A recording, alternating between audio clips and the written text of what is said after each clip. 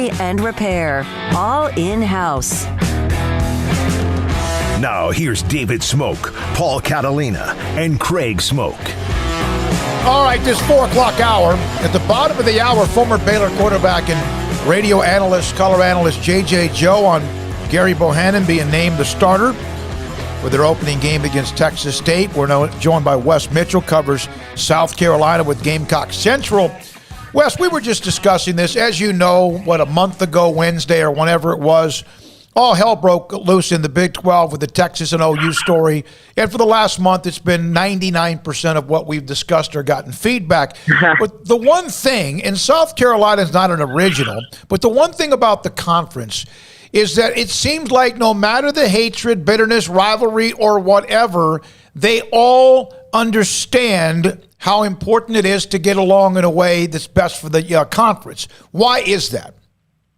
Well, I think the big thing is those big checks that everybody's signing at the end of the year. I mean, when you look at what you can do from a facility standpoint, frankly, South Carolina has had an overage in their athletic department pretty much every year. I think since they're in the SEC, except for last year with everything with COVID. So, they've been able to actually write a check from their athletic department back to the university fund as well. So, I mean, I think it in a lot of ways, it starts and ends with that. No matter what you do on the field, you're cashing that check, and it's going to be most years bigger than about any other conference. And it's continued to grow, the leadership with the SEC network and what that's meant for every school. And then, of course, the projected numbers from that new ABC deal that's going to go into effect in the future as well. Those numbers just keep getting bigger. And I think everybody in that conference realizes that if you want to keep seeing that number and keep seeing it get bigger, you better get in line. I agree. That's a great point. Good point. Wes, on the field, it can't be too welcome. I mean, maybe South Carolina fans don't care, but some of the ones that have called us have been a little stressed about it, and that this is a team that's trying to find its footing on the field in football in the SEC. How do they feel about Oklahoma and Texas coming in?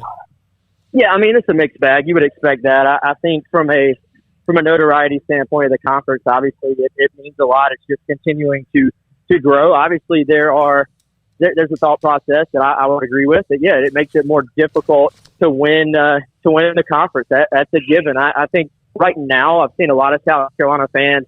I think actually have a little bit of a mature response to it, believe it or not, and that they've been like, South Carolina needs to worry about itself and put itself back in that position to be competing for the division before you even start worrying about who you're competing with at the top of the division. Now, I do think this is my personal opinion. When you start talking about how this thing's going to be structured, I think you almost have to look at going into the kind of the pods, or I hate the word pods to be honest with you, like the mini divisions, like tinier divisions, because let's be honest, if you have two teams that get some type of trophy and you have a mega conference, that leaves how many other teams that are basically ticked off, their fan bases are ticked off every single year because you're not taking home some type of hardware. So if you split it into four, you actually give a manageable opportunity for four teams in your conference every single year to put something on the wall, to put something in a trophy case. And I think from a South Carolina standpoint,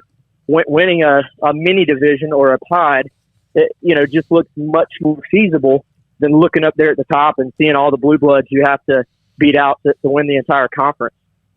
So, Wes, it was kind of funny last year. I remember with COVID, everybody was like, well, we'll probably see some changes. Maybe people won't be so quick to fire coaches, or we might not see as many changes, but there were plenty of changes. And one of those was South Carolina. Shane Beamer taking over for Will Muschamp in December. What has been the kind of mood? What's been the differences with Frank Beamer, with Beamer coming over from Oklahoma? Yeah, I think it's given the fan base hope again now. From a realistic standpoint, I think the fan base realizes that it's going to be a step-by-step process. It's kind of interesting. I wouldn't say the expectations for right now this season are very high, but that comes in the same sentence. You can say the expectations for the long-term growth of the program are in a pretty high place, just because Shane Beamer has sort of re-energized his fan base. And a lot of people here have taken an approach like, They feel like he's kind of one of us, is what I hear from a lot of the fans. He was born in Charleston. He was here before as an assistant, and he's really just resonated with this fan base. I thought it was kind of interesting. One of the things you hear from this fan base a lot is they feel like sometimes the administration here is too passive, or they don't make the big moves to try and win. And it was kind of interesting. A lot of people around here were kind of in that same mindset last year that South Carolina would be hamstrung and wouldn't make a move, when really it was almost like the South Carolina move was the one that sort of set the standard, I feel like, and opened the door for other schools to be like, oh, maybe we can make a move. Maybe we don't have to wait till next year. So it was kind of interesting when that happened out here and South Carolina made the decision to get rid of Muschamp. I thought that was one of the times you can actually give the administration here credit, because I thought it was a forward-thinking move, not saying, wow, we can't do this because of the buyout. It was more looking forward and saying, well, what are the repercussions of going into another season with a fan base that just has essentially lost complete hope in the program? And that's where I would say South Carolina was towards the end of last season. How excited would the fan base get if they could average 28 points a game on offense? I mean, defensively, Will Muschamp has always done a great job, but offensively, whether it was at Florida or at South Carolina, if he got to 17, that was about all he really could stand. Yeah, I mean, the silly thing is, you've seen.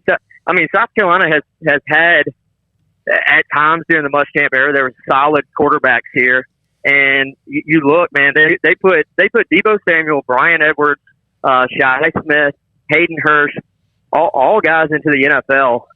Brian Edwards may be a starter this year. Deebo Samuel's been a starter. So that was a big source of frustration with this fan base, is that they had players on offense during the Muschamp era, but obviously the output was not what it needed to be, other than maybe a stretch in, I guess that would have been 2018, where they really were pretty decent on offense. So, that's something. This program has traditionally had good blue-collar defenses. That's been a trait of South Carolina when they've been good. But the key, obviously, is going to be to get the recruiting to another level and find a way to build an offense here. And this year, I think they have some pieces in the backfield. They have some pieces at tight end, question marks at receiver. They're going to have a decent offensive line, and then obviously with Luke Doty being out right now at quarterback, there are question marks there as well. So we'll see if they can get close to that 28 number.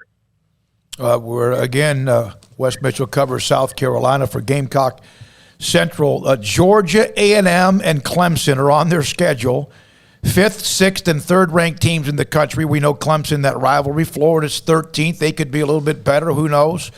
Yeah, it's daunting, isn't it? When you walk into a schedule, you just got to grind your way. You got to beat, like last year, they beat Auburn 30-22. But then the schedule flipped on at the end, and they had that bad losing streak. But it is daunting. But Shane Beamer's he's there for a reason, because they do need some kind of a kick in the pants. Yeah, he's taken good advantage of the honeymoon period here and sort of gotten the fans excited again, like I said. And I think it's kind of funny. The people here, they've heard pretty much every single year now for the last few years, you have the toughest schedule in the country. You have a top 5 toughest schedule. You have top 3 toughest. I mean, it's just a way of life at this point. I think going in, those teams are going to be on there.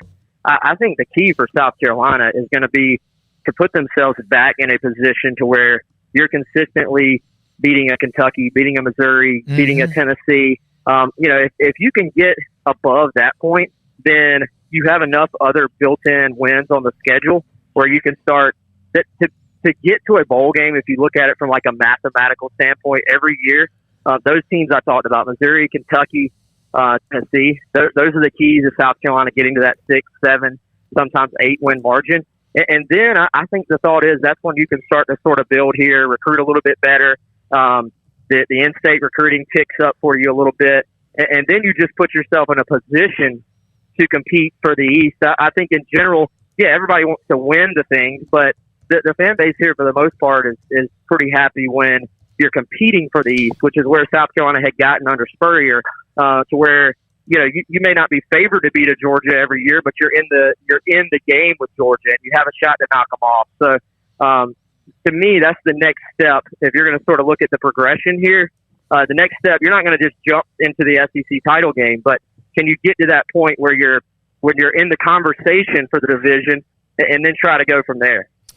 So, Wes, as you mentioned, the quarterback position right now a little bit up in the air due to injury, but there was the unique story of Zeb Noland, and I know he's going to be talking to the media this week, or I think even tomorrow, in fact. How unique of a story is that from your perspective, and where does he sort of fit in this puzzle piece of the quarterback puzzle at South Carolina? Yeah, it's kind of funny, y'all. It went from kind of like this just cool story to hey, Zeb Noland may start. That's actually not far-fetched right now. You have him and Jason Brown, another transfer that are in the running, I believe, for the starting position for Game 1. They play Eastern Illinois, which is a team South Carolina will be heavily favored against. They play ECU at ECU in Game 2. They'll be favored in that game. A lot of discussion has been around just a quarterback that can get South Carolina in and out of the right plays, can manage the game, can manage the offense, can lead the huddle, and get the ball to these running backs. So it has not been decided yet, but I'm here to tell you all that Zeb Noland is actually very, very firmly in the conversation to start Game 1 for South Carolina if Luke Doty is not available to go. It's a great story. It is. I love the chat room that we have on our YouTube channel, 365 Sports. Here's one. South Carolina, despite the struggles, is 17th in the country and averaging 78,000 for home games. Their stadium, I believe, is like 80,000, so it's near capacity. But here's then the negative, from Caden. He goes, the problem with South Carolina is if they do go to divisions, Alabama and or Auburn could end up in the East and Missouri goes west. I mean, that's, oh, Lord, right?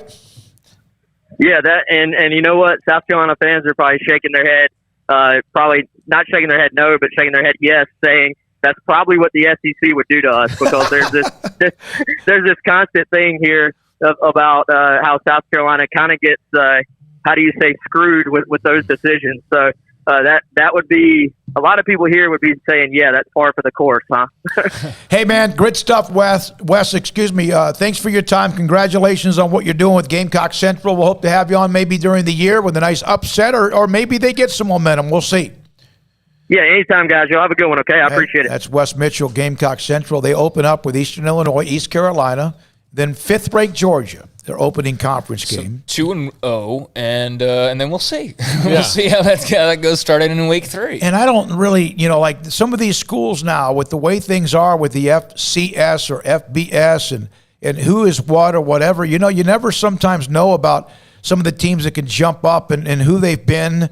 When, for example, last year, Eastern Illinois was 1-5, but it's hard to explain how last year and who they've been before. They weren't very good 2 years ago. So, yeah, get a couple of wins if you can and then go from there. I know what you're trying to say, but they're not Lafayette. They're not a team that you scheduled with an automatic win, and then all of a sudden you actually have to play them, and they're far better. No, I mean, that's not Eastern Illinois, so that's not going to be a worry. And look, one of their non-conference games is Troy, and that's not a gimme either. I mean, look, Neil Brown got the West Virginia job because of what he did at Troy, and I don't know where they are right he's not there now. He's not there now, but I mean, like, again, that's not a program that, probably just a gimme. And Tennessee's probably a toss-up there. I mean, they lost almost everybody to the transfer portal. Like, they gave to the transfer portal and didn't really get back in it. And, outside of that, I mean, Vanderbilt maybe, but their last games are A&M, Florida, Missouri, Auburn, and Clemson. Auburn's going to be pissed about last year, and it's going to be tough for them. Yeah, Troy does have some pretty nice talent. It seems like their skill position, but they've been down. Neil Brown left, and things have gone a little bit different. That's why he's now at West Virginia. 2018, of course, they were very, very good. I think they ended up going 9-3. All right, when we come back, a couple more notes. J.J. Joe, former Baylor quarterback, we'll get his thoughts about some